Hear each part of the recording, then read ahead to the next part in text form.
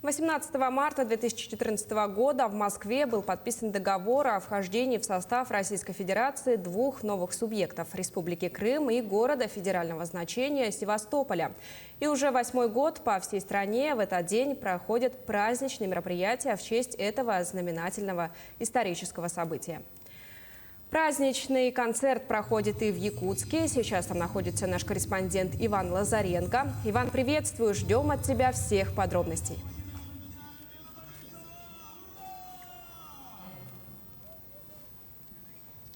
Да, Кристина, приветствую тебя. Действительно, сегодня, 18 марта, состоялось историческое событие, значение которого трудно переоценить. 8 лет назад в этот день состоялось воссоединение Крыма с Россией после того, как жители попросили Россию о поддержке, о защите, соблюдении их прав и жизней. Эту миссию в далеком 2014 году выполнили силы специальных операций. Кроме всего прочего, они обеспечивали безопасность во время проведения референдума для избежания всевозможных провокаций и террористических акций, после чего получили прозвище «Вежливые люди».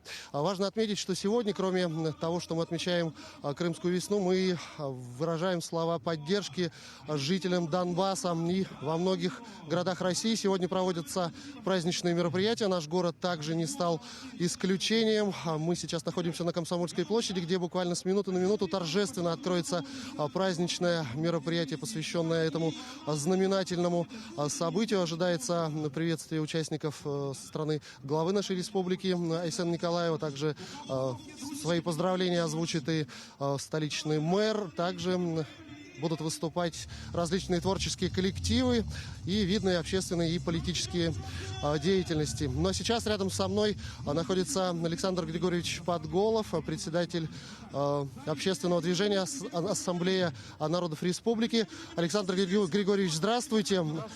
Скажите, пожалуйста, почему отмечать этот день так важно в это нелегкое время? Я хочу сразу же поздравить всех с этим замечательным праздником, праздником воссоединения Крыма и Севастополя с Россией. Этот праздник сегодня празднуют во всей нашей стране. Праздник возвращения на родину, в родную гавань, как сказал наш президент.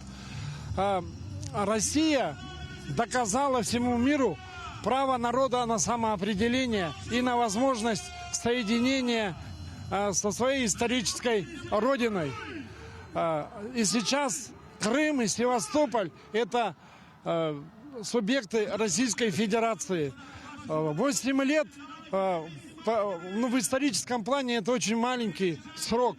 Но те перемены, те свершения, которые были сделаны, для многих стран это, наверное, стало бы десятилетие реформ.